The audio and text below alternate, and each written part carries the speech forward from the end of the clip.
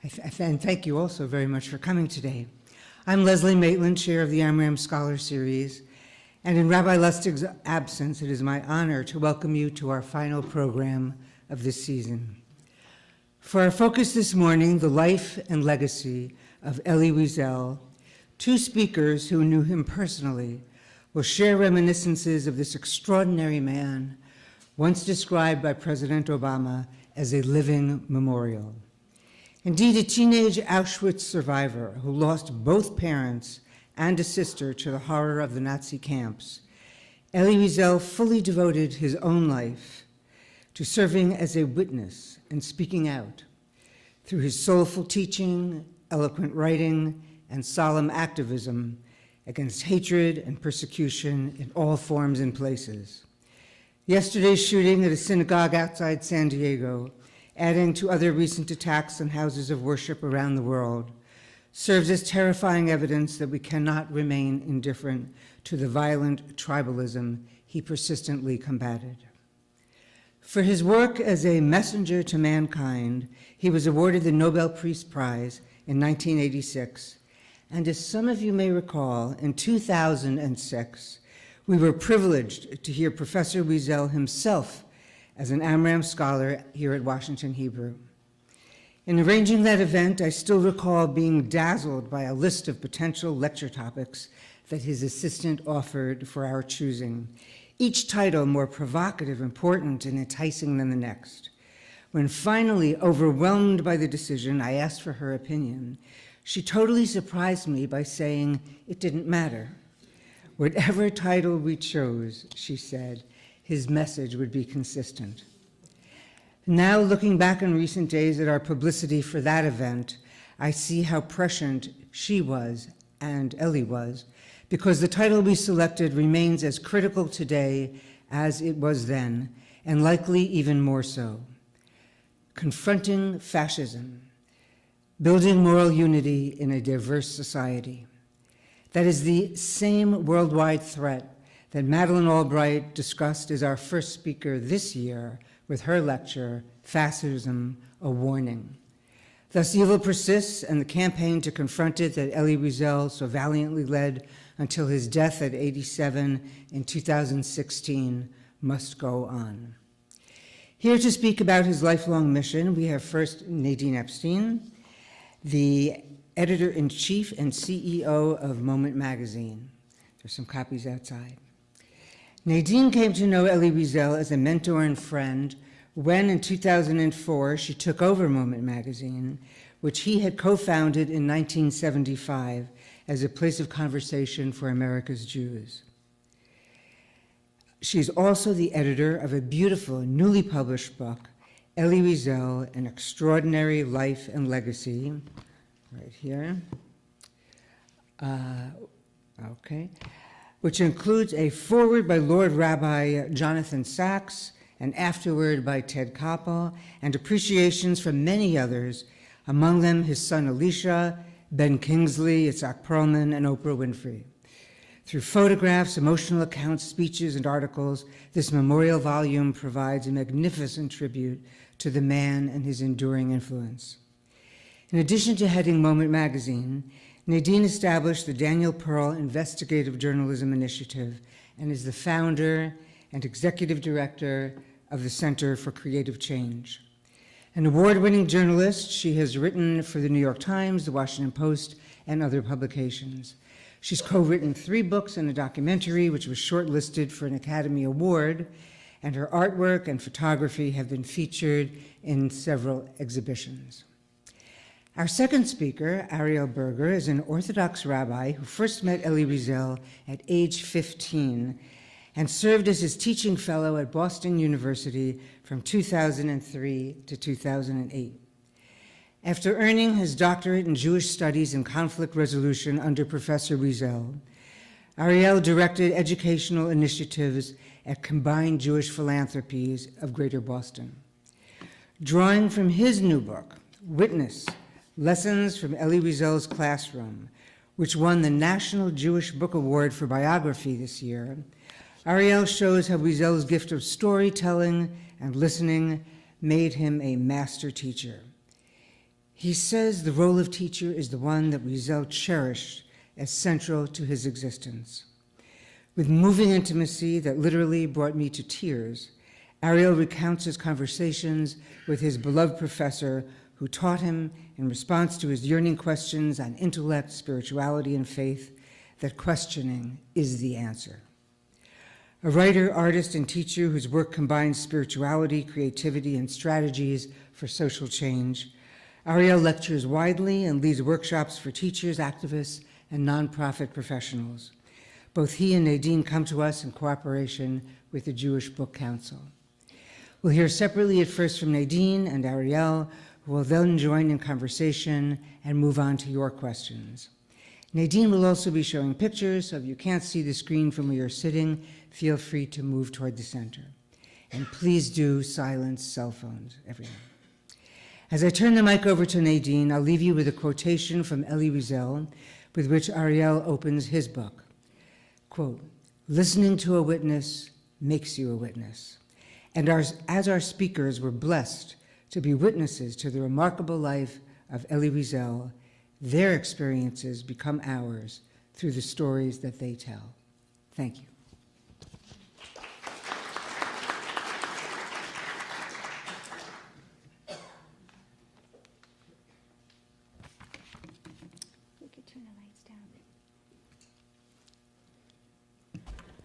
So I met Elie for the first time in 2004, and I'd just taken over Moment.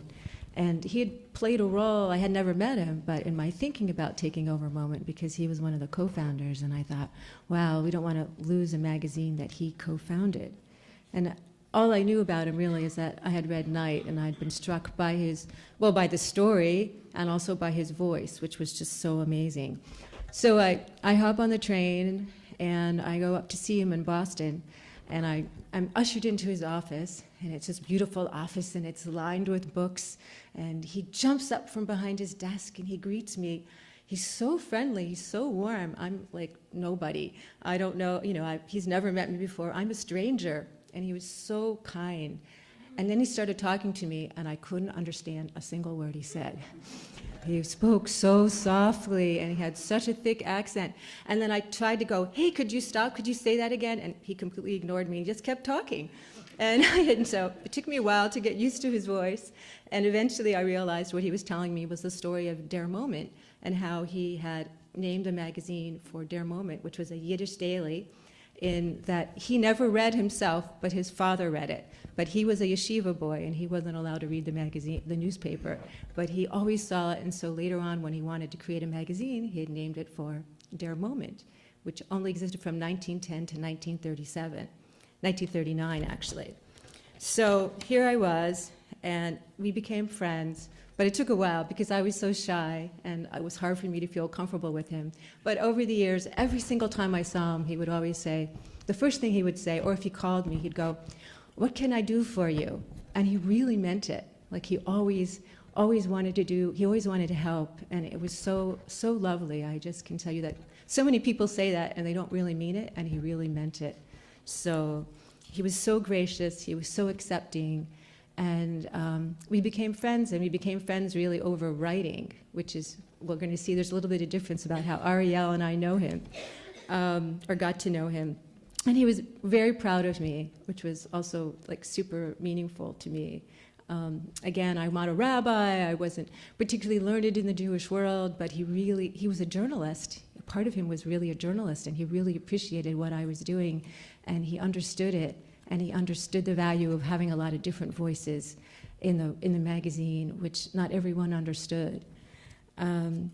Knowing him really ended up expanding my universe. And after he died, I decided, well, I really needed to do something. I needed to somehow mark that, and that's how this book got started.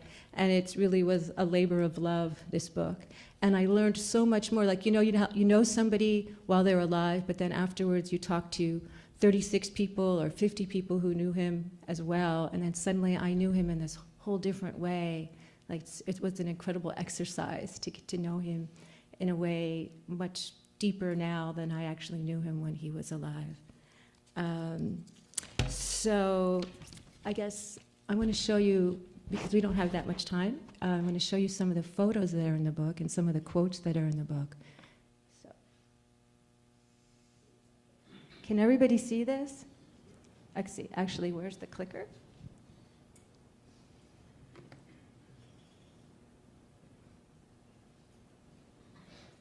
Well, first of all, there weren't even going to be any photos in the book, but as I started looking through all the photos of Elie, there were so many beautiful photos of him. So as you could, there were actually more than 100 photos in the book. I got carried away. And often I couldn't decide which one to put first, so I put them all in. So again, he was very photogenic. And so the book was in memory of him. And actually, so Rabbi Jonathan Sachs did the foreword, and he wrote something really beautiful. One of these quotes was, "Whatever he did and wherever he went, Elie carried with him 6 million fragments of our people. His was the vision of memory when others sought to forget." And I just thought that was such a beautiful quote. So for me, it's critical to keep Elie's memory alive at a time when anti-Semitism and prejudice are again on the rise, and the lessons he taught have been called into question. I don't think any of us realized when he died what was going to be happening afterwards, because he died really right before the kind of political situation in the United States changed. Also, he saw himself, this is what he would tell me, by the way, that he saw himself first and foremost as a writer, and that's what he wanted to be remembered as. And that's something we never really talked about teaching, we always talked about writing. Oh, this is just another beautiful photo, which I liked because it has him with a typewriter, and the Elie I knew was a bit of a technophobe, so. Another gorgeous photo. Always, all his offices were filled with books. So there's a whole section of the book which is a visual history of his life, and I'm just going to go through this pretty quickly, but there he is with his mom and his 2 older sisters in 1928 in Saget. And here he is, this is right before, there he is with his little sister, the one who was killed, right before the deportation. And that's sort of the iconic photo. And often if you go on the internet, you'll see different people, they say different people are Elie, but that's actually Elie. And I just love this photo. This is him after the war. He becomes a journalist, a young journalist, and on one of his first assignments in Israel, this is a boat he takes to Israel. He goes to Israel for the first time. He's writing for a newspaper called La Arche in France, and his assignment is to write about Olim, the new migrants coming to Israel. Which he does, by the way, and I don't want to go into too much detail, and then he decides not to publish the story because he doesn't actually like everything that he's seen. This is where first of all, he doesn't want to write about at all what happened, but then he meets this, what's his name? Francois Mauriac, who is a famous writer in France, who then he talks to and who convinces him that he should write his story, and that's the beginning of Night. That's one of the. And it's first he writes it in Yiddish, and then he writes it in French, and then it eventually comes out in a very short version in English. And then he starts, of course, writing novels that are based on things that have actually happened to him. So he goes into fiction. That's his home, which he goes to visit after he becomes an American citizen in 1955. And this is a really important book that he writes, which I think Natan Sharansky, who we interviewed for the book, he actually talks about how what Elie did with getting attention to the Jews in the Soviet Union really brought them to attention in the United States, and that really Elie played an incredibly important role in this. That's, I think, one of his important legacies. Just another beautiful photo here where he's not a famous writer, he's really suffering, he's really struggling, but here he starts winning some prizes. And I also love the old phone. Here is a beautiful picture of Elisha, his son, and Marianne. So actually, here's the original Der Moment, which is in Yiddish, and then there's the first issue of Moment. And he writes a piece called Remembering, which is in the book as well. This is a wonderful picture of Elie with students at Boston University. He first starts teaching in New York, and then he goes to Boston. And he obviously, teaching was a huge part of his life, but I never took a course with him. You're going to hear a lot about that from Ariel. I love this picture too. There's Stu Eisenstadt in the back, and Stu has recommended Elie to be running the commission for the Holocaust Memorial in the United States. And here they are with the museum. And this is the famous photo of a press conference when they're speaking out. He's speaking out against Bitburg with other survivors. And I love this photo because Elie's smiling. He's not really smiling in a lot of photos. And actually, Ronald Reagan's smiling too. Another big smile, another beautiful photo from the Nobel Peace Prize. And there they are opening the Holocaust Museum. And here he is always speaking to survivors. This is him speaking at a survivors group, and that was something that he did from the beginning. And then also, of course, speaking out about other topics besides the Holocaust. Here he is with George Clooney talking about Darfur, and that's something very important that he did, was of course not just only focused on the Jewish community and anti-Semitism and the Holocaust, but also taking that message to a bigger scene. And I just love that photo too. He goes to Auschwitz with Obama and Merkel. And then another beautiful photo. So yeah, and here was his funeral, and that's Cantor Malavany right there, and who did the service. And it was a very small funeral, and and Ariel was there too, although actually I didn't meet Ariel during the service. And there's his grave marker. I'm just going to very quickly go through some of the people here. I thought this was Michael Berenbaum. The language in Elie's early books gave us all a new way to wrestle with God, to confront God, and to speak with the God of Auschwitz. Elie showed us the abyss, but he never fell into it. And I think that's a wonderful quote. Actually, Wolf Blitzer was a child of Holocaust survivors. This is really important. Sam Bloch was another, he just died. He was another Holocaust survivor. Whenever Elie would meet with survivors, he would always tell us, write your stories. He believed passionately in the power of the written word as a permanent form of remembrance. He really helped get the whole industry of writing about, so many people write their stories now, and he really kind of started that. And that was a really important legacy of Elie's, is that no one was talking about the Holocaust, or very few people did, except in the Holocaust community, survivor community, and then he helped people to start tell their stories. We could go and see it. There's so many wonderful quotes here. I'm just gonna. Patrick Dubois. I believe that there's a risk that Elie Wiesel, the Holocaust, and other genocides will be forgotten. Elie was a light in the night for the whole world, not just the Jewish one. We should remember him. And it's amazing how many people don't know who Elie is. Or if they know him, they just kind of know they should know him. He's like a famous person, you should know his name, but you don't really know what he did. Or they just know him as this 13-year-old who, in Night, the character. And I think that it's just amazing how many even Jewish people don't know who Elie is, especially young people. So I think this is really important for us to keep his memory alive. Talked about Stu. Sonori Clinton was another one of his students who was encouraged to go into journalism by him. And he has very funny stories to talk about how he was a kid in grade school and he had to pick a book to do a book report on, and he picked Night because it was the shortest book. And it ended up changing his life, and he, like many people, like Ariel, he went to Boston University because Elie was teaching there.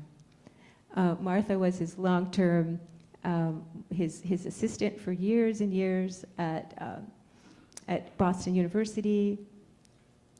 Annette Insdorf is a film critic, talks about film. Ben Kingsley, when he was making that film that he just did on Eichmann, he carried Elie's photo in his pocket. So when I read about that, we decided we should interview Ben. Actually, so Elie had an incredible voice. He was lovely. He loved music. I loved music too, so we sometimes talked about that. But he loved to sing. And hearing Elie singing in Joy was a life-changing experience. He was able to express the depth of history and of his soul through music.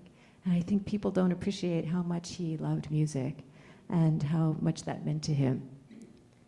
And he knew a huge amount about music as well. Bernard Henri Lévy. The greatness of Elie Wiesel, in truth, was to have remained to the end and under all circumstances one of those humble Jews who he himself considered to be the crown of humanity. And in my experience, he was very humble. Although he also traveled in circles of very, very elite circles. Joseph Malavany was his very wonderful cantor who he sang with and prayed with. Kati Martin, who was also born in Hungary and who he tells how she met him. And it's like a really wonderful story. And Chaim Perry, a dear friend from Israel, Yitzhak Perlman. Elie was the Jewish people's spokesperson. We needed a person to look out for us. Mark Padwal, his friend, who's an artist. Dino Parat is the head of Yad Vashem, head historian at Yad Vashem.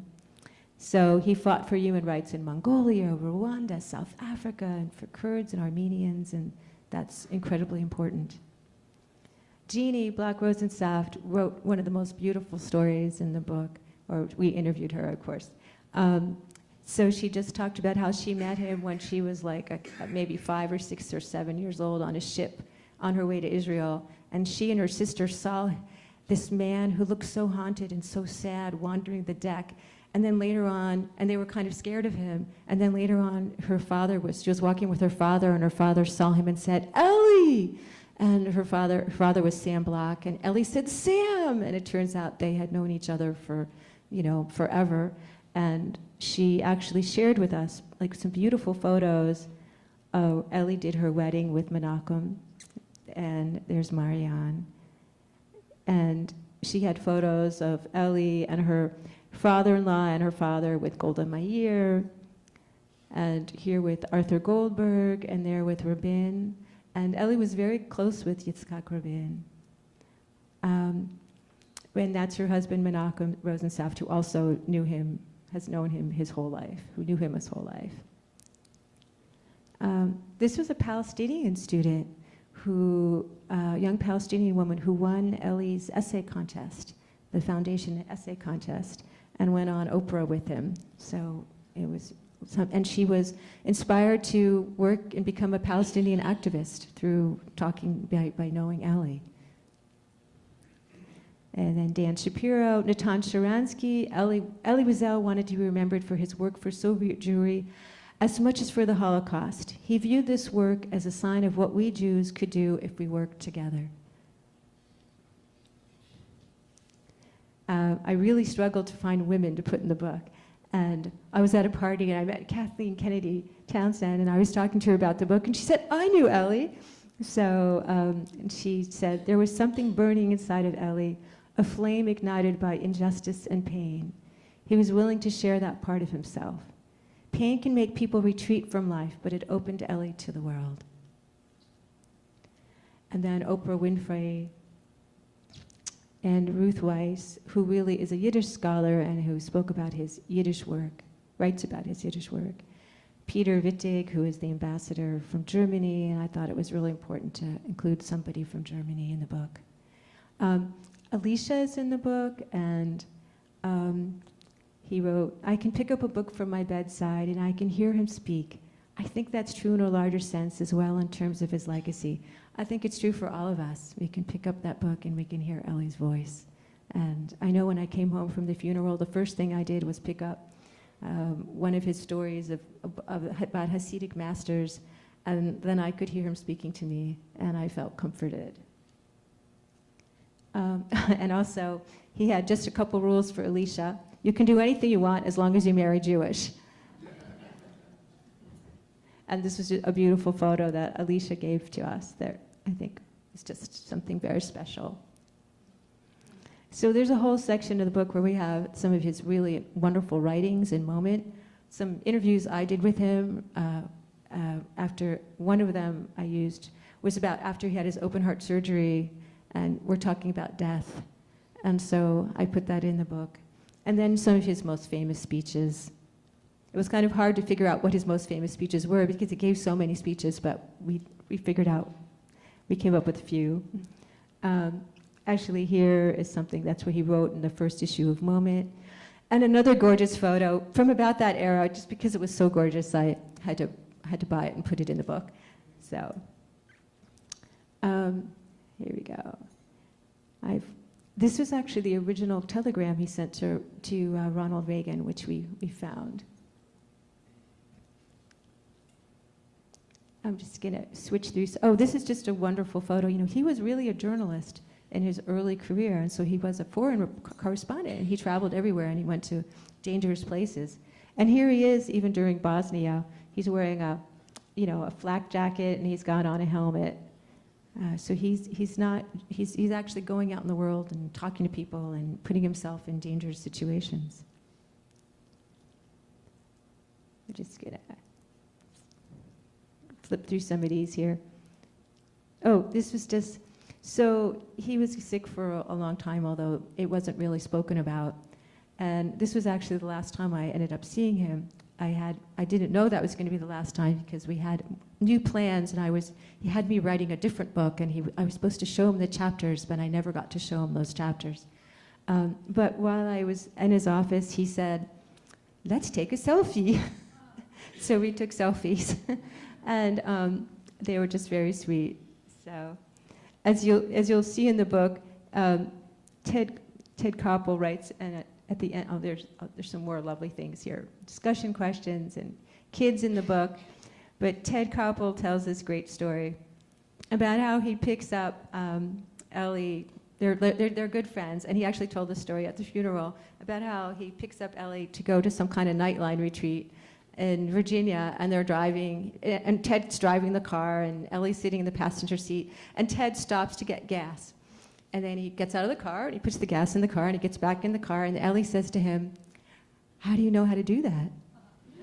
And that's sort of where he was in terms of understanding. He just didn't do things like that. He was a man of books. He just wasn't. But he was so thrilled that Ted could do that. So I thought that was a very sweet story. And then I'm going to end on this photo here, which is just a kind of how Elie looked to me at the end of his life. And so anyways, I just want to turn it now over back to Leslie. Thank you. Thank you so much. There's so many interesting aspects to Elie that come alive through this book and through the magnificent pictures that Nadine has shared with us. And I'll now call upon Ariel Burger to give his personal account of his very long and soulful interchanges with Elie Wiesel. And then after that, when you're done, save time, and we'll come up here and have a discussion between the two of you, because it's so interesting to contrast your different impressions of this extraordinary man. So thank you so much, Nadine.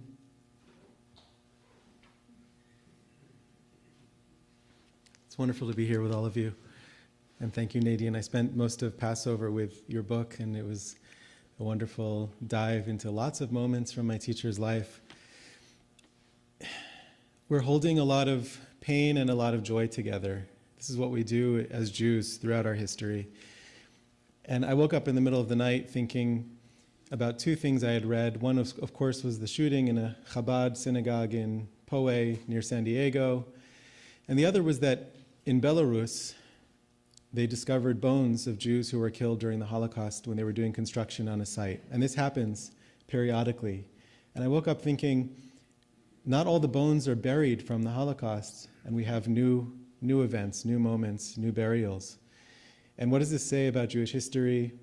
And what does it say about our experience as Americans?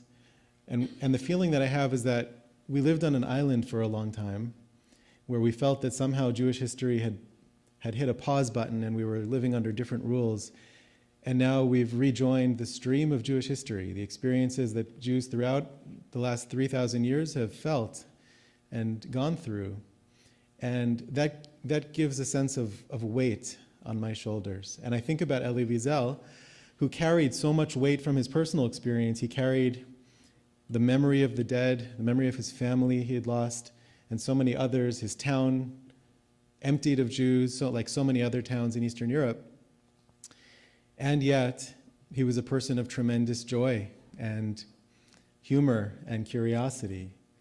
I met Professor Wiesel, as I always called him, when I was 15 years old, as Leslie mentioned, and I met him after a lecture at the 92nd Street Y. There was a small reception room. He had given a lecture to 2,000 plus people, and when I met him, I was a 15-year-old kid, he held out his hand to me, and he said his name as if I had no idea who he was. And I saw that modesty that Nadine talked about. And I also saw something else. I saw a kind of presence, a centeredness, an invitation. And I, like Nadine, like you, I was very shy. It took me a while to build up what the Hasidim call holy chutzpah, to eventually go to him with my questions as a 16, 17, 18-year-old. But I did. I went to him with all kinds of questions about religious life, faith, doubt, the relationship between religion and art, questions of career, profession, school, spending time in Israel, America. My parents wanted me to go to college. I wanted to go to yeshiva to study classical Jewish texts, lots of questions. And I noticed after a while that he never answered my questions. And this bothered me for about a day. And then I realized that, first of all, that's a very Jewish thing, we know, to answer a question with a question. But also I noticed that his questions were so much better than my questions, that they really helped me to sharpen my thinking. They were very, very helpful. And I got to know him through that process and through that time in America and in Israel. And eventually, after a few years, I enrolled in his class at Boston University, where I continued to ask him questions. But there was one question that I really was intimidated to ask. It felt too personal. And it's really where I started. The question was, how did you go from the last page of Night? How many of you have read Night? Do you remember the last scene? Young Elie has been liberated, and he's looking in the mirror, and what's looking back? A corpse is looking back. That's the end of Night. And yet the person I knew was a person of tremendous joy, childlike curiosity, warmth, joie de vivre, curiosity. And I wanted to ask, how did you go from the last page of Night to you, the you that I know? Or another way of asking the question was, what happened on the next page after Night is over? And I didn't dare to ask the question. But fortunately, several years later, a student asked that question in class on the last day of class. So Elie Wiesel taught at Boston University for almost 40 years. He lived in New York. He flew to Boston. He taught a class. He stayed overnight. He taught another class. He met with students in between. And then he flew back to New York. He did this for years. And the classroom was composed of 60 or 70 students, undergraduate, graduate students, postdocs, Evergreen students. We have an alumna here from the Evergreen program at Boston University who was in Professor Wiesel's class, not for credit. And we had students from around the world. And these students, you have to understand, did not carry only academic questions. They carried very heavy personal questions. There were children and grandchildren of survivors. Not surprising, right, in Elie Wiesel's class. He always attracted children and grandchildren of survivors. But occasionally there were also grandchildren of Nazis in Elie Wiesel's class who were seeking redemption of their family history, who were wrestling with that terrible karmic burden. What do we do with this awful legacy? How can I come to terms with what my grandfather did? Am I, as a young person in Germany, responsible? And the person they found who could respond to those questions and guide them was Elie Wiesel. There were also survivors of violence from around the world, African countries, Central American countries, who had their own stories and their own traumas. And so this is a very special classroom. And the deal was we read a book a week. It's a very, very reading-intensive course, a novel or a play usually, and secondary literature. But the last class meeting, Professor Wiesel would open the floor to questions about anything. And so there were questions about the readings and the topic of the course, but there were also questions about current events, the Iranian nuclear program, what's happening in Darfur, whatever was happening at the time. This was in the early 2000s, in the mid-2000s. But students could also ask personal questions. And so in this class, a student raised her hand and asked him my question, which I had never dared to ask. How did you keep going after liberation, after what you went through? What gave you the strength? He said, if you asked me how I survived, I couldn't answer you. I have no idea. There were people who were stronger than I. There were people who were better connected in the camps. There were even people who had more reason to live, who had lost less than I lost. I don't know how I survived, and I really can't offer an explanation. But if you ask me how I kept going after the war, that's an easy one, he said. It was learning that saved me.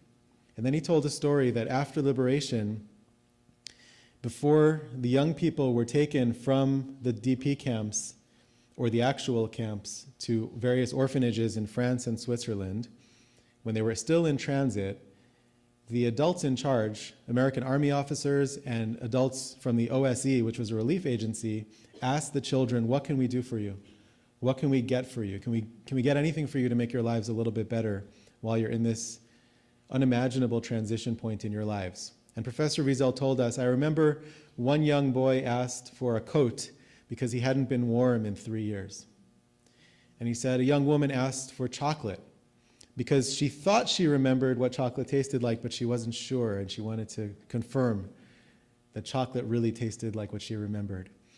But he said, I asked for the same volume of the Talmud, the great work of classical Jewish text that I was studying before the war, so that I could continue my studies at the exact same line and the exact same word where they were interrupted by the Nazi invasion of my town. And that is what saved me. My love of learning saved me. And he said, I think it can save us all. I think education can save us all. So here we have a person who, after the war, had many reasons to despair, was tempted by despair, considered not having a family for many years, had basically decided that he was never going to get married and have children, was eventually persuaded by some of his teachers, but mainly by his wife, and for the rest of his life was grateful for his child, Elisha, and for his grandchildren who gave him great joy. But he was in that place of temptation, of despair. And in fact, some survivors said the answer to the Holocaust is to not have Jewish children and to end the Jewish people. We're going on strike. We're going on strike against God. We're going on strike against history. And Elie Wiesel was tempted by that. But he chose to have a family, and he chose to communicate through his writing, and he chose to teach and to invest in the next generation, which is a profound act of hope for someone who had been through what he had been through. And so he loved teaching, he loved his students, he honored his students. He made every effort to come to class, even when he was traveling around the world to speak in France or in Oslo or in Jerusalem. And he structured his class in such a way that students felt that they were the center and they were very, very important. And he said, he said this and we didn't believe him, but he said, I will learn as much from you as you will learn from me. He said that every semester, and he meant it. He said, I'm the best student in the class. He said, there's only one person you can interrupt in the room, and that's me. You're not allowed to interrupt each other.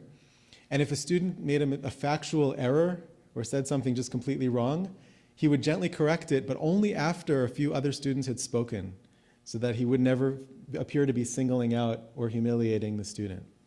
And his goal as a teacher was not just to transmit information, it was really what he called memory, with a capital M. When he said the word memory, you heard the capital M. He meant it as a sacred principle. Memory is not just the transmission of facts and information, which of course is important and is sometimes nowadays under siege.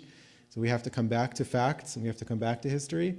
But he meant more than that. He meant the encounter with other people's stories that's so empathic, that moves you so much that your mind, your heart, your nervous system, your body are changed by that encounter. And now when you read a story like Night, or the story of someone else's experience of suffering or of salvation, whatever it is, that story now inhabits you. You carry it around everywhere you go for the rest of your life. And now, when you pass a homeless person on the street, you cannot just keep walking. You have to respond. And now, when you know that people are starving on the other side of the world, you cannot sleep well at night. Professor Wiesel had insomnia, literal insomnia. And in large part, it was because he was thinking about people suffering around the world. And because I'm his student, I have some insomnia now too. And you know what? I'm grateful for it. I wish it on everyone, that we should all have that insomnia. Not too much. I want you to have a good night's sleep, but enough to feel sensitized. And that was his goal as a teacher, was to sensitize. And in a moment like this, when we're reeling from another synagogue shooting, we're thinking about questions that we thought were long resolved. Questions of hatred, the rise of anti-Semitism and other forms of hatred. I'm often asked, I'm traveling around on a book tour, and I'm often asked the same question, which is, what would Elie Wiesel say? And I always respond the same way. I don't know what he would say. I don't speak for him. I can share with you things that he told me and taught us that I think are helpful and relevant. And here are some of the things he taught us about hatred. And here are the things he repeated to his students over the years. Number one, hatred is like cancer. If you see the first signs of it, you have to fight it right away. Don't wait. Your silence allows it to grow. Indifference is worse than hatred because there are not many people who really hate, but many people who are indifferent and who allow hatred to grow. Hatred begins, he said often, with symbols, with language. And then it moves into gestures, graffiti, toppled headstones, kippahs, yarmulkes knocked off people's heads. And eventually it moves into murderous violence. And so when you see the first signs, whether it's directed at Jews or anyone else, you have to know what you're looking at. You have to remember the lessons of history, and you have to act right away. He also taught us, though, that it's not tragedy that defines us. It's our response to tragedy. We're not defined by the fight against hatred. We're not just reacting to haters and those who are indifferent. We're not defined by that. He often said, we are, speaking of his own Jewish community, we are the children of Abraham, Isaac, and Jacob, Sarah, Rebecca, Rachel, and Leah. That's who we are. We're the people who gave the world the Sabbath, the weekend. At this point, all the teenagers in the room go, yay, the weekend. We gave the world the idea that one day the lion shall lie down with the lamb, that there's a possibility for universal brotherhood and sisterhood. And that's who we are. We need to celebrate who we are. And one of the things he did so spectacularly that we need to learn from today, I think, is the way that he balanced and integrated particularism and universalism. He said, and others have commented on this, it's very important to remember that he believed that the Holocaust was completely unique. He believed that nothing else could be compared to the Holocaust. And to compare other instances, even of genocide, to the Holocaust was an offense against the memory of the victims of the Holocaust. He said, not all victims were Jews. Not all victims were Jews, but all Jews were victims. And they were victims just by virtue of being Jews. They weren't victims of the Nazis and their allies because of political opinions or because of religious beliefs. It was different than anything else that had happened in Jewish history, and it was different than anything else that anyone else has yet to face in human history. It was completely unique. Not to minimize the suffering of others, not to ignore. And he insisted that we bring in those stories into the Holocaust Memorial Museum and other storytelling devices and structures. Don't forget those other sufferings, but don't blur the lines between the Holocaust and its uniqueness and other forms of suffering. What did he do then? What did he do with the lesson of that completely unique, completely particular, completely parochial Jewish experience? He pulled out universal lessons about human rights, about solidarity, about genocide prevention, and he traveled the world standing up for anyone, anywhere, from any background, any religious background, ethnic background, any human being who's suffering anywhere. He felt, I need to be there. I need to do something to help. And he told his students, you need to do something to help.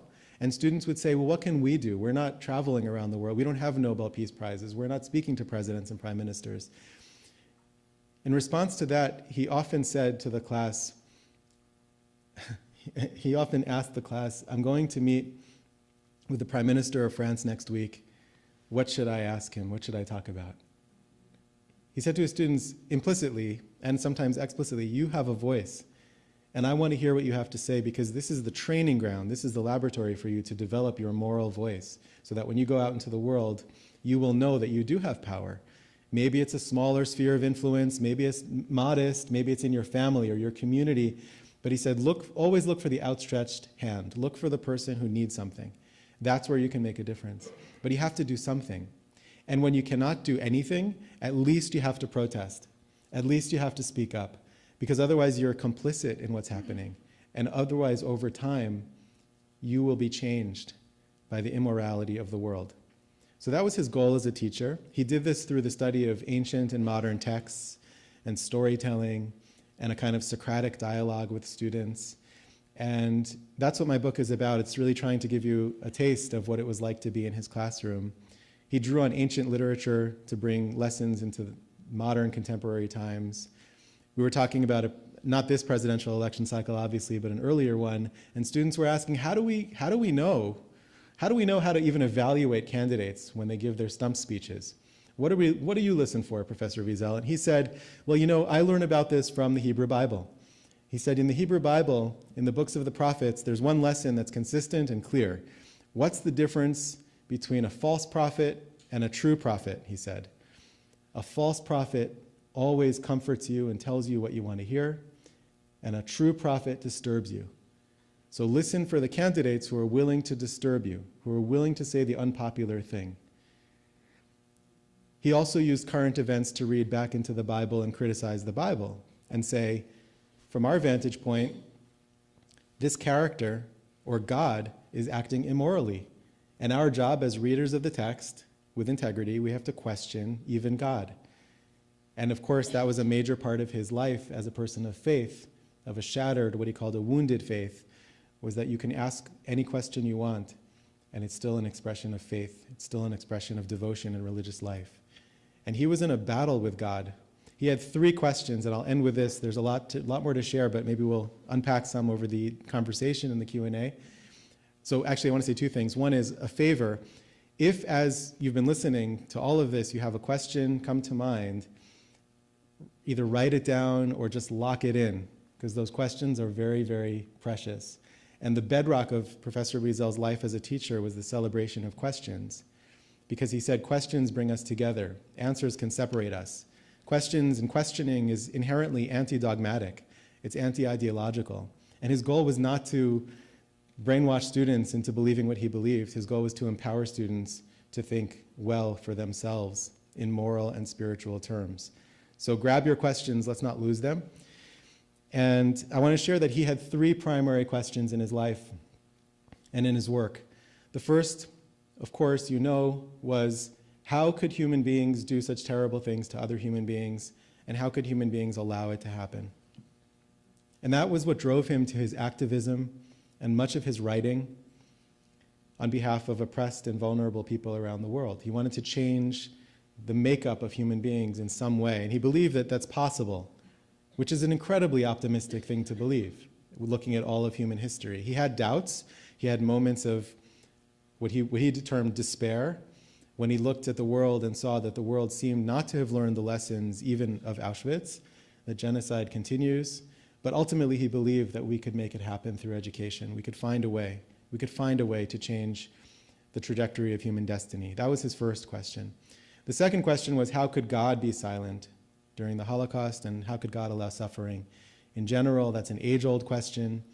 And he didn't think that there were any answers to that question. He thought there might be responses, things that we can do in response to that question to make life better for others, but no answers. He wouldn't accept any answers. He found answers offensive, in fact.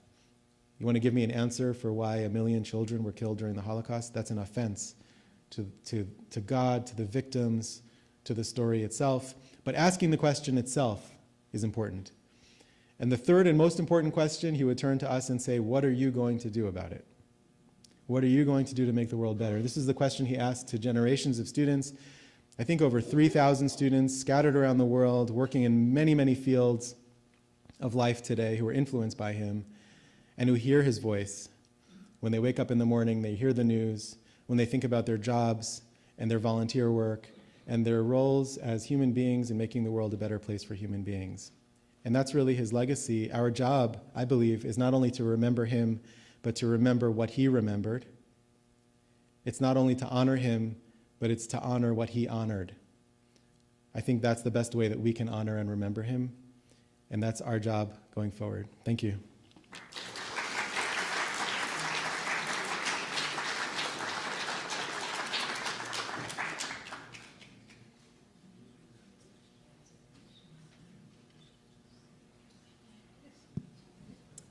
Well, thank you so much, Ariel. I think everyone can see why this His book is so compelling because he really brings you into the classroom, describing the questions, the answers, quoting from the very text that they were reading at the time to get a sense of things.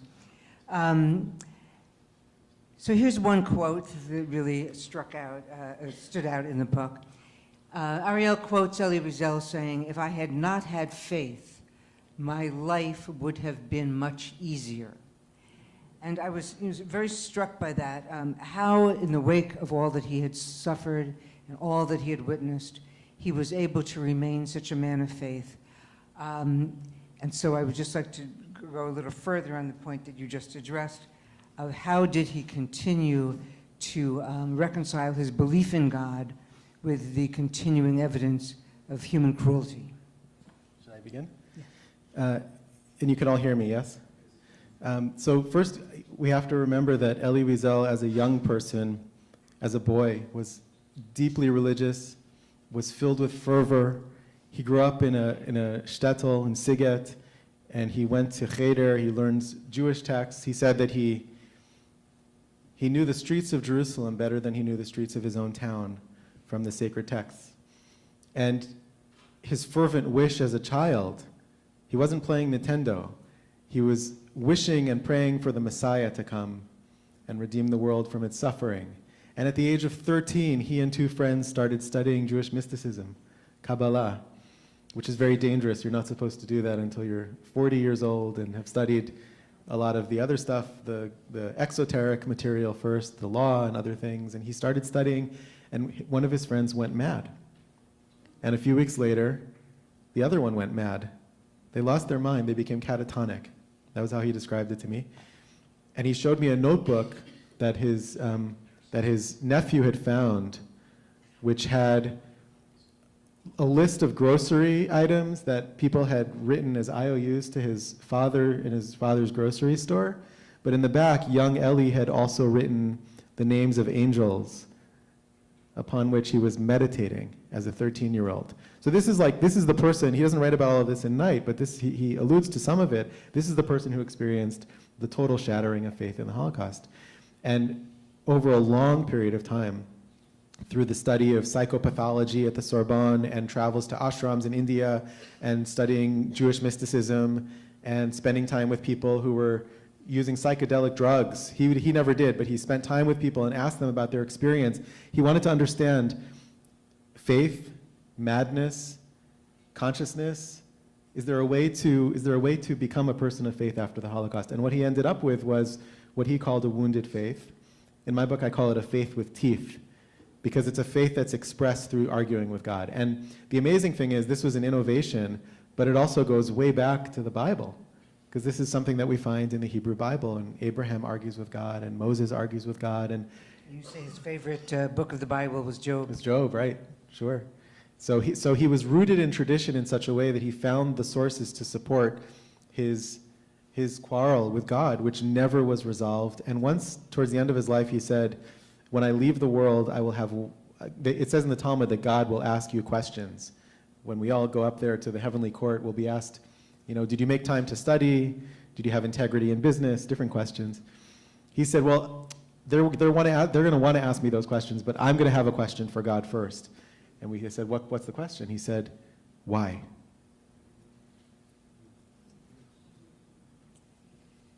Well, on the other side of things, Nadine, in collecting the reminiscences that you have in the book, you saw many different aspects of his life, and you saw the more glittery aspect of his life, and the kind of elite circles in which he traveled in New York and other places. Could you describe how he reconciled those two things, and also you can ask you both about this. How was he intimidating in that way? Because on the one hand, he was so saintly in a sense and exuded a kind of personal dignity through suffering. And on the other hand, here he was hobnobbing with the world leaders and movers and shakers in New York. So how did he reconcile that, and how did both of you reconcile with that? I guess he, like I said, he was sort of someone who I knew personally, but I know that when I was with him, he was always very humble and very lovely. But he also was someone who he thrived on this world beyond, where, you know, he had appointments with prime ministers and everyone listened to him, and he knew everyone in the elite Jewish world and the world in general. So I think he treated everyone the same. He must have had that same. I never saw him with like President Obama or with, you know, Angela Merkel, but I think he had that sort of same. He was the same person with all of them. Was my general sense. So I would just add that students would ask him, "What's it like to be in the White House with the president?" And he would always say the same thing. He would say, "I always leave hungry." And students would say, why do you leave hungry? He would say, well, they always order special kosher food for me, which is really nice. But he would say, when I'm talking to the president, I can't be eating, right? And when the president's talking, how can I eat? So I always leave hungry. And then he would add that he always feels, he said, I always feel there like the yeshiva bacher that I was, that you mentioned, yeah. the young boy from a religious town, a religious school. And it's very telling in the photo. There's the photo of him smiling with President Reagan, and then there's the next photo of him smiling at the Nobel ceremony. And he writes about the Nobel ceremony that he had a moment where he saw his father. He couldn't explain it, but he literally saw his father in the audience. And so I think there was a sense of humility by nature, but there was also a sense of the magnitude of the context of where he had come from, neutralize the celebrity stuff that people can sometimes fall into. Yeah. Also, he didn't like to eat, he would tell me. So he just wasn't interested in food. Apparently, he liked chocolate, but I don't think I ever was with him while he was eating. So. I saw him eat like twice. Okay, good. Now, here's a little bit of a heavy one. He did not choose to live in Israel. How did he feel about Israel? And how did he feel about Israel's treatment of the Palestinians? Can you speak about that? Well, I can start out something. So early on, you know, he did go to Israel. I guess he was about 17 or 18 or 19 in that photo where you see him in the shorts on the boat. And he was assigned to write the story about all the new migrants coming into Israel from Europe and around the world. And he actually spent 3 months there and didn't really like what he saw. He didn't really like how the Holocaust survivors were being treated. And he decided not to publish that story. It was a series of stories. And this is partially, and this is just from reading, by the way. I never discussed this with him. But I know that he didn't want to be criticizing Israel. Even then, he felt, but he also made the decision not to live there. I mean, he immigrated to the United States. But he had this general policy where I don't live in Israel, I'm not going to criticize it. But yet he had a lot of, like in conversation, he was very nuanced about Israel. He had friends on both sides, first of all, Israel wasn't quite as political, it wasn't quite as polarized as it is now, so it was maybe a little easier. But he really developed friendships on all sides of political spectrums, and that was something that he did, I think, throughout his whole life. Even as he was very sick, apparently he met with Donald Trump, because, and you might know more about this, but I think he was one of those people who wanted to hear from everyone. He learned from everyone and he listened to everyone. So, I mean, first, there's a transcript actually of a conversation he had with Golda Meir. He was interviewing her as a journalist, but a lot of the conversation was her nudging him and giving him a hard time, hawking him about not living in Israel. And so I think it was a difficult decision because he lived with this yearning for Israel and Jerusalem especially, and he said, I feel like my home in the world is Jerusalem when I'm not there.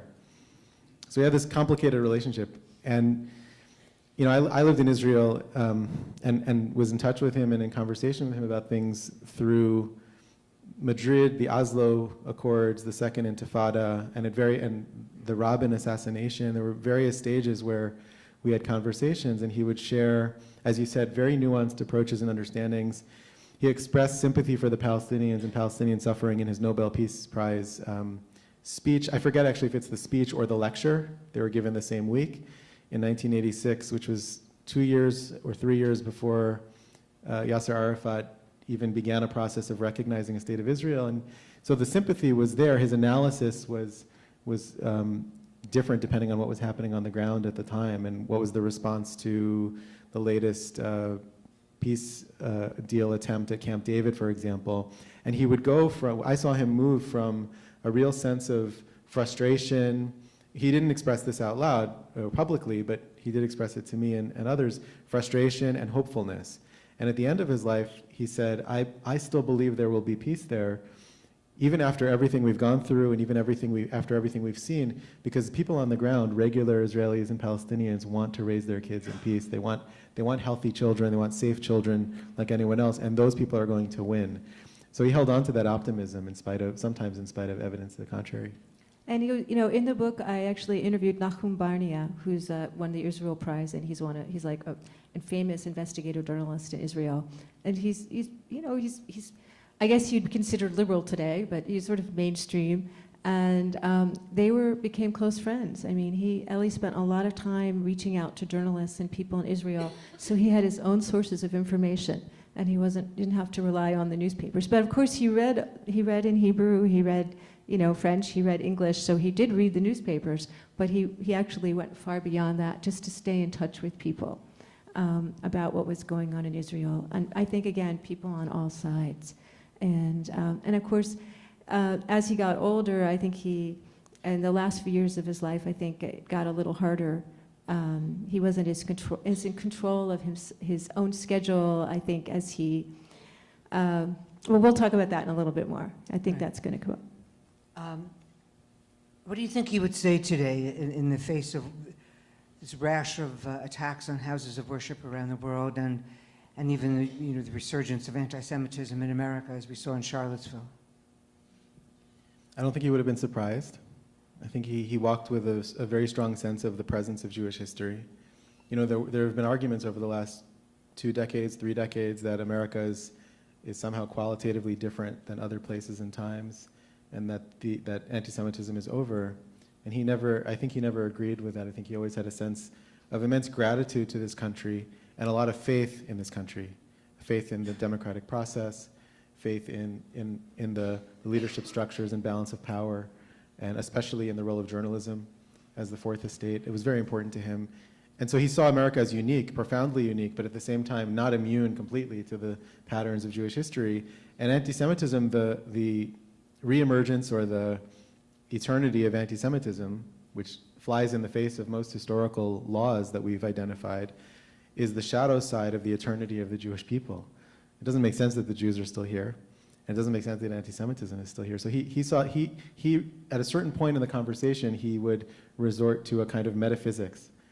Even though he was a very canny reader of political realities and he had very specific political recommendations, he also was a philosopher and he was a mystic in many ways. And so those two things would be woven together in his conversations. And one of the things he would say, in addition to what I shared before about fighting hatred immediately, he would say, I think, 2 important things. One is, don't allow yourself to be defined by the hatred that you're fighting. Make sure that you're celebrating and not just reacting. Don't let the enemy define you.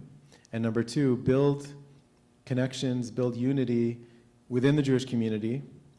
We all have to be, I'm not a Chabadnik, we all have to be Chabadniks today, because there was a shooting at a Chabad house the other day, and the same thing in any part of the Jewish community. We have to feel that sense of oneness, and not just within the Jewish community, but between communities as well. We need to build not just political alliances, but personal friendships and relationships.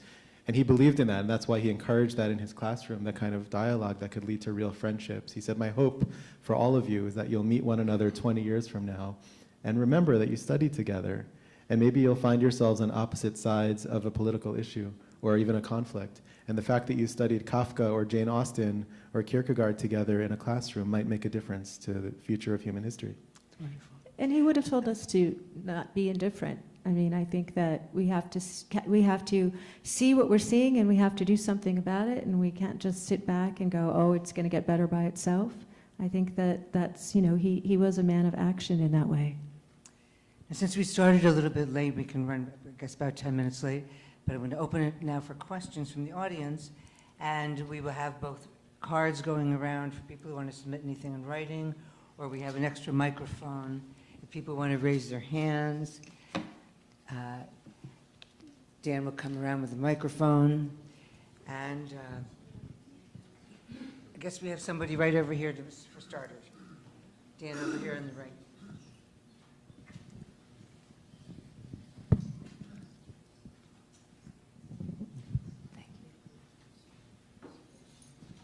Thank you. I'm curious what you think Elie Wiesel would talk about the kind of differing strains of anti-Semitism we see today. I mean, this weekend you see a shooting by a white nationalist, but at the same time you see this horrific cartoon in the New York Times, and like how would he try to understand or explain how they almost seem to be the same, two sides of the same thing? Thank you. Well, there's anti-Semitism coming from the left and from the far left, and there's anti-Semitism coming from the far right. I think we're seeing much more anti-Semitism now coming from the far right than we had seen for, many decades. And again, my impression is that, again, he was very nuanced about and had a deep understanding of the kind of different kinds of anti-Semitism that were out there, and he managed to keep this balance between left and right, which I think was remarkable. And this great, could have friends on both sides, and I think he could have conversations and question anti-Semitism on both sides. And I feel like we need more of that now, in a way. I think they're very different kinds of anti-Semitism, and I never actually, again, I didn't discuss this with him, but maybe you did discuss it with him. Well, I'll say first, in the back of my book, there's a reading list of some of his favorite books, not comprehensive, but some of his favorite go-to books. And one of them is a book called Life and Fate by Vasily Grossman. And it's an account of the siege of Stalingrad. And it's an immense Russian novel. We actually had to break it into 2 classes. And there's a glossary of Russian names in the back. It's one of those immense Russian novels, and it's very rewarding. And one of the themes of the book is the way that in the 20th century, this is something Professor Wiesel stressed a lot, in the 20th century, fascism and communism disagreed about everything except for one thing, which was hatred of the Jews. And so one of the themes of that book is, and Grossman was a Jew, one of the themes of the book was the way that the far right and the far left become mirrors for one another. So the differences matter in terms of tactics. Far left anti-Semitism is generally much more prevalent on campuses, much more visible. Far right anti-Semitism generally leads to more physical violence and shootings, right? So those differences matter in terms of how you respond. But the core Jew hatred, Professor Wiesel often emphasized that it's the same hatred wherever it appears in whatever form. He said, what's worse than evil? He once said to us. And he answered, evil wearing a mask. So one of the things we have to do is take off the mask and name things really clearly. When we see anti-Semitism, whether it's in a newspaper cartoon, it's easy when it's a shooting, right? But there are more subtle instances where naming things, and the same thing, not just about anti-Semitism, but Islamophobia and other forms of, and racism and other forms of hatred, we have to name them with accuracy and precision. So I think he would have said, don't waste time arguing about which is worse, which often happens in our Jewish community. Is the right worse? Is the left worse? We can agree that they're both bad. We need to fight hatred wherever it rears its head, and we have to pay attention to the differences in tactics and strategy in our responses to either side. And he liked the magazine because, by the way, he would always tell me, because the magazine has all sides of points of views in it. And he appreciated the tumult of Jewish thought, he said, which I think was a great thing to say, because people disagree with each other all the time, and it's important for us to learn from one another. So he wasn't afraid of the tumult, in a way. That's why I subscribe to Moment. We have a question here. Goes like this. The questioner says, I appreciate that Wiesel regarded the Holocaust as a unique event in human history, but that the slavery in America feels similar. what would he say about the common experience of Jews and African Americans in terms of suffering and persecution? So first, I think he would say they're not similar, and the attempt to blur any instance of suffering with any other instance of suffering does a disservice to both, because each one deserves its own honoring and its own reverence and feeling of terror, and the feeling of terror that can galvanize us to respond. So I think he would have rejected the comparison or the game of sometimes, I'm not saying that's in the question at all, but sometimes people fall into which suffering is worse, and he rejected that. Every suffering is worthy of its own response. He was very involved in the conversation around civil rights. He traveled in the South, and that was a turning point for him because it was the first time that he had consciously, as an adult, experienced the linkage of immorality and law, where the law was in the service of racism. It wasn't just bad behavior on the ground. It was all the legal structures and institutions were supporting a system of entrenched institutionalized racism. And so that became a framework for him when he was dealing with other things later on. If you can separate the law from the immorality, you're not going to solve the problem of racism and hatred. That takes a long time. It has to happen through education. It's a generations-long project, but at least you can get you can get law enforcement on the right side, for example, and that was where he put a lot of his energy. It's important to note also that his wife, Elie Wiesel, was very active in the civil rights movement in the South. So I think, he saw this as a very important source of wisdom for how to respond to suffering, and gave us a call to respond in our own lives in America to changing the dynamics of racism which still exist. And he said often, the racism is still there. We went part of the way in separating, decoupling it from law, but the dynamics and the patterns are still there, and we still have a long way to go. Another audience question here that says, in Sophie's Choice, she made it clear it was not God's fault, the Holocaust, I guess, but if it was not God's fault, where was man? Which brings to mind the question of viewing the repetition of cruelty and genocide and persecution around the world year after year. Did he lose faith in humankind? Did he think that human beings were tainted from the get-go? Or was this a part of human nature that was ineradicable? It seemed to me that he was someone of incredible hope. I mean, that each individual he met, he was trying to hear what they had to say. There was some part of him that just believed in people and in humanity, and you could feel that when you were with him. And so I didn't get that sense at all. But what about you? Yeah, I agree. I mean, it was sort of astonishing that he had such hopefulness about people, but he also said in class, he quoted Albert Camus, who said that where there is no hope, we must create it.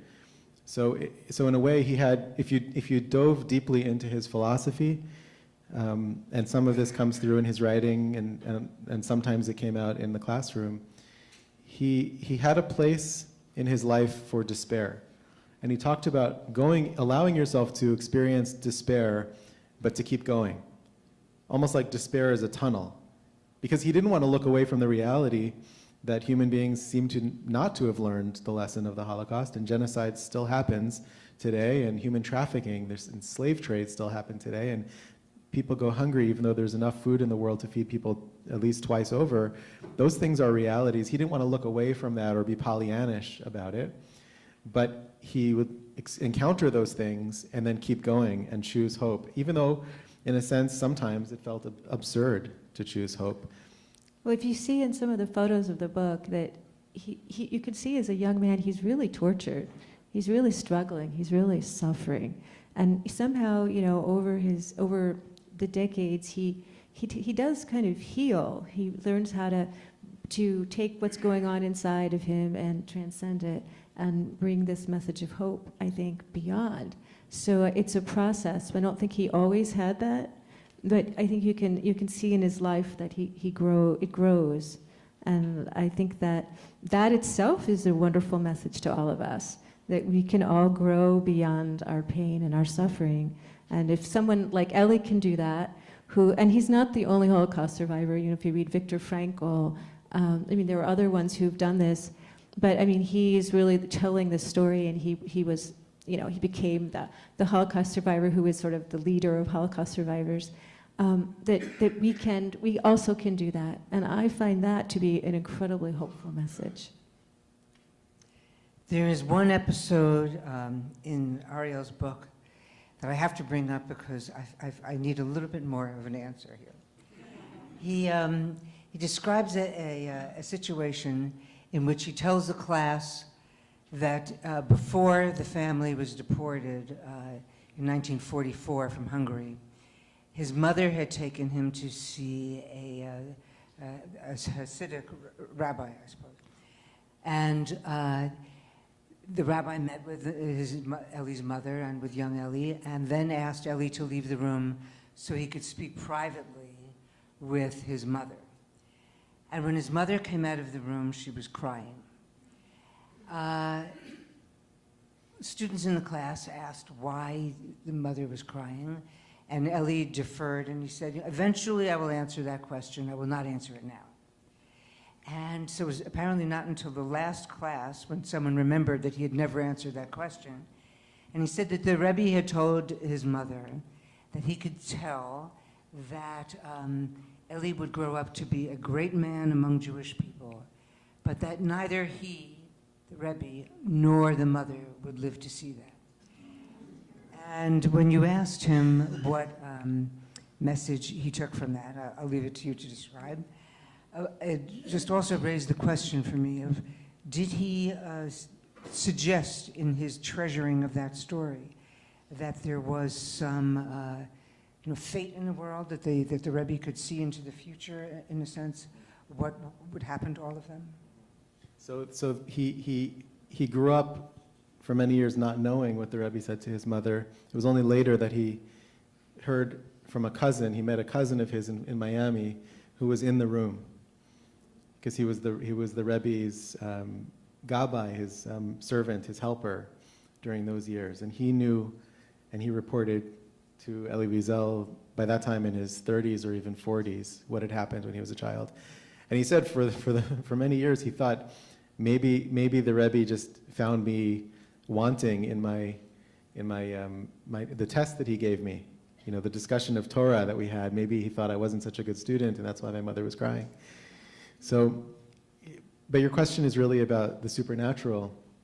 And it's interesting because, he was very, very influenced by the Hasidic tradition. He wrote a book called Souls on Fire, and many others, several other books about the Hasidic masters, who were mystical masters. And it's a part of Jewish tradition that many of us don't know, we didn't grow up with, it's not part of the general discourse in Jewish community. But it has very beautiful and important lessons about how to build on ruins, about how to find meaning, how to humanize fate, in Professor Wiesel's words, and amazing teachings and stories, and many of them are mystical, miraculous stories. So he was really moved by that, but at the same time, when you pressed him on these things, he would poo-poo the supernatural part of it, because he was also a very modern person. So he lived in this interesting, complex relationship where he would tell the story, and the story would include a miracle. It would include the miraculous, including this story, which happened to him, because the implication is that the Rebbe knew what was coming. But if you pressed him to say, well, was it a miracle?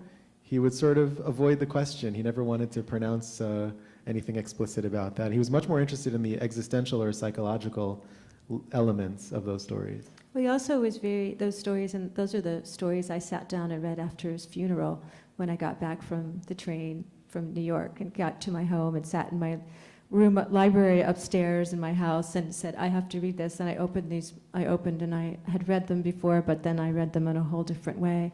But they were actually, the Hasidic master stories were about mentoring in a way at their core. They were about teaching. They were about helping someone else to find meaning, and someone who comes to you at the right time of your life and kind of can touch you. And so that was what I took away from those stories. It's my favorite book of his. Yeah. Souls on Fire. Souls on Fire is what you read? Yeah. Absolutely. Are there any other questions from the audience? I don't need to know a microphone. Okay. My microphone was there. One of the stories he told was the night before being brought to the camps, he and the members of his family all took a treasured possession and buried it in the ground outside in their yard. And he took his watch, which I believe he got as a bar mitzvah gift.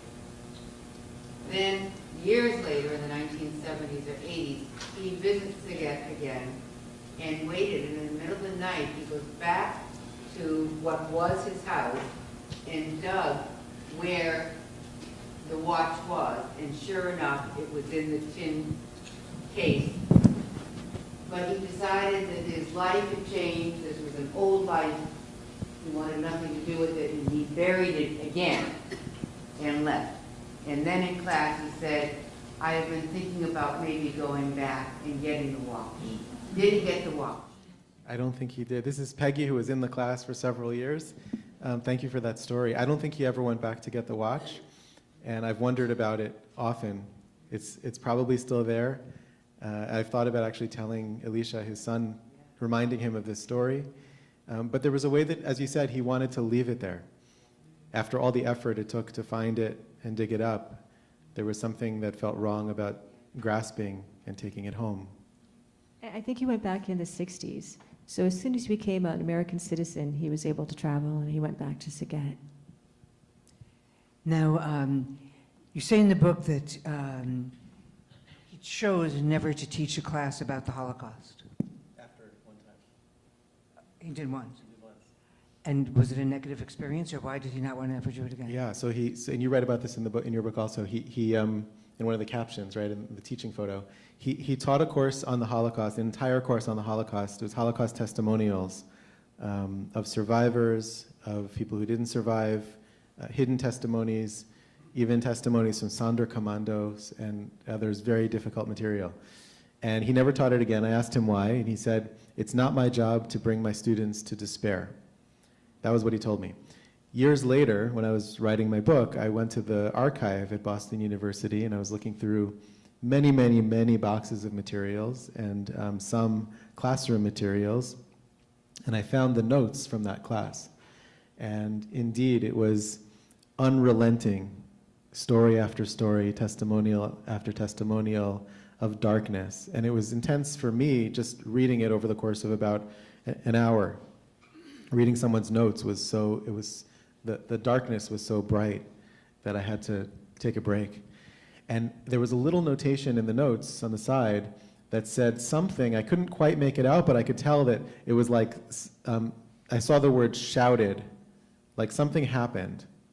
And so I was curious what happened. I started asking around, and finally I found someone who was in that class, not the author of the notes, someone else, who said that a student basically couldn't take it, got up in the middle of class, started shouting, crying, left, and never came back.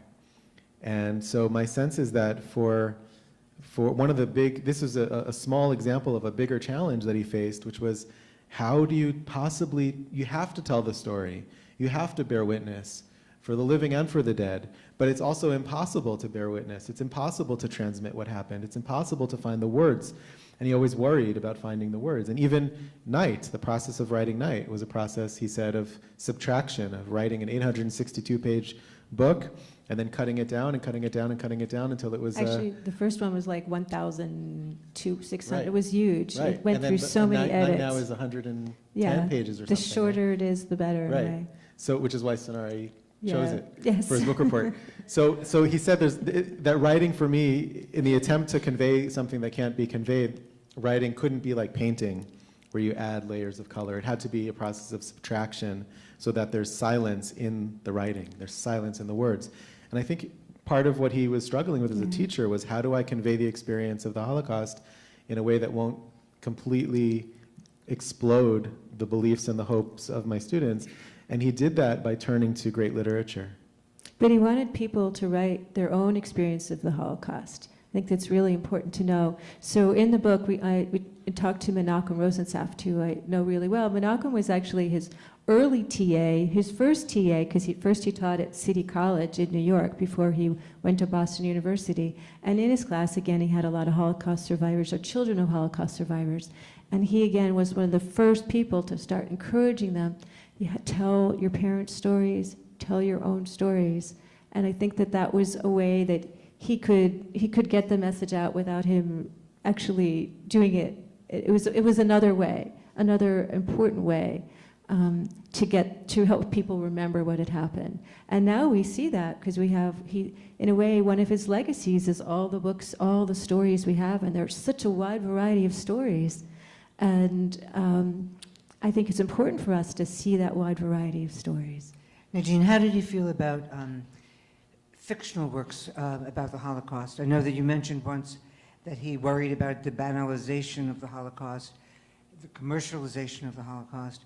Did he feel that there was a difference between people telling true stories of their own or their ancestors versus works of fiction that drew on those themes? I mean, one thing I do know is that no one ever made a film of Night. I mean, I'm sure he had many offers to make a film of Night, and he didn't go there. And I think that's right there an important, it's very tempting to have your book be made into a film. I can assure you, it's a way to reach many more people. But he obviously didn't want those words to get portrayed or maybe told by someone else, because that's what happens when you take a book from book to screen. So that was something that I think. I mean, I don't know, but you might know more about this too. I think he was very sensitive to that, and especially when it came to fictional portrayals of the gas chambers. He felt that was just a kind of too far, a blasphemy, a kind of presumption, and he was against that, and he was skeptical, I would say. I don't think he was against it in an absolute sense, but I think he was skeptical of any fictional portrayal, because it's so easy to forget on the one hand, but it's also so easy to trivialize or to make it feel not so awesome. He wanted people to have a sense of trembling when they think about the Holocaust, and even when you think about words that took on new meaning in the Holocaust, like selection, or chimney, or collaboration. He wanted people to hear the echoes, and he didn't say don't use those words. We use those words in daily life, but he wanted people to tremble when we say certain words, and especially when we encounter the stories themselves, we need to approach them with great reverence and awe. But the tension is, if you go too far in that direction, then you keep it too close to the chest, and people aren't going to encounter it at all, especially young people. And that's the tension in doing Holocaust education effectively, especially for young people. We have a couple more questions from the audience. We have a mic coming your way. 1 second. I can speak loud enough. What about Holocaust fatigue? People have talked about, people are tired of hearing about it.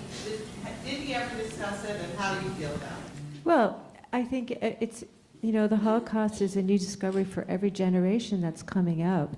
And part of what we have to do, that's one reason why Night is so valuable, as is Anne Frank, the Diary of Anne Frank, because it's a way that the story gets introduced to new generations. And Night is taught in so many schools. And in the book, one of the things that we did was actually interview a number of young people about the impact of Night on their life.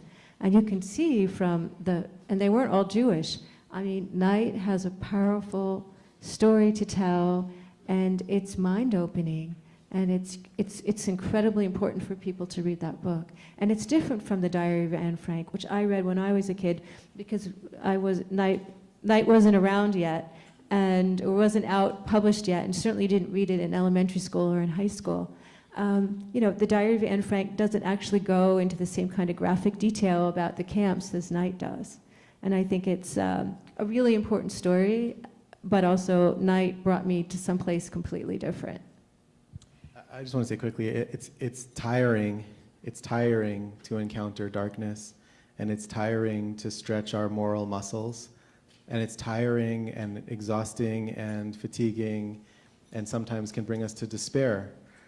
But if we don't do that, it'll happen again and again. We have to develop those muscles, and in order to do that, there's got to be some heartbreak involved. So the question is, in the face of I don't think he accepted the idea of Holocaust fatigue.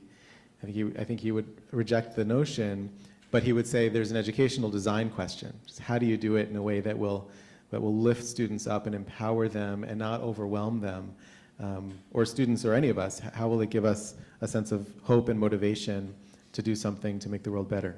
And he personally exemplified that. I mean, he personally did that when you were talking to him and when you were with him. And not everyone who teaches the Holocaust can do that. But he had, that was something, and I'm sure others do, but that was something that he brought, you know, he added to the world mix here. Well, we're going to end on a positive note. I'll just mention one last thing. When he taught students of former Nazis, he did not want them to feel a burden of shame or blame. And I think it showed a great hopefulness and a great deal of forgiveness on his part that he did that.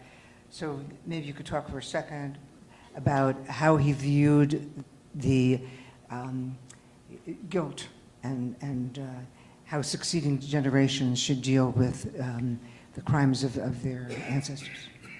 When he encountered children and later mostly grandchildren of Nazis, he came away and he said, I never really understood that it could be as difficult to be a child or grandchild of a Nazi as it is to be a child or grandchild of a survivor. And he had tremendous compassion for them as people. He said, we don't believe in collective guilt. And at the same time, he encouraged those students to find a way to translate the burden into some kind of blessing, to go to work to make the world better. And he pointed out that after Jews and Israelis, the second largest contingent of visitors, students especially, but also teachers at Yad Vashem, are Germans. I don't know if this is still true, but it was true, at least when we were in class together. And he saw great hope in that. We don't believe in collective punishment, but whatever your story, whatever your background, whatever your ancestry, whatever the burdens you carry, you have a choice. Are you going to turn your suffering into a source of more suffering for others, which is what guilt, shame, and the internalized trauma can do? Or are you going to make it into a blessing and put that energy into making the world better in active ways through activism around Holocaust memory in Germany, for example, which is what a lot of these students ended up doing? So we actually interviewed Ambassador Peter Wittig, who was the German ambassador here until recently, until June 2018. And he talks about how this is so important to him. I mean, you know, Elie Wiesel is a very important figure for his sort of generosity of spirit in Germany. Well, I have to say this was just wonderful to have these two terrific speakers here today to talk about such a meaningful, enduringly important subject. And I thank you both so very, very much. Thank you, Leslie. Nadine and Ariel will be signing their books and be available for you to talk with them privately at tables out in the lobby area. Regrettably, this is our last program of the season, and we had one person who had to cancel out. But I feel like we've ended on a great note with two terrific speakers, and a subject that, as the recent headlines show us, remains critically important.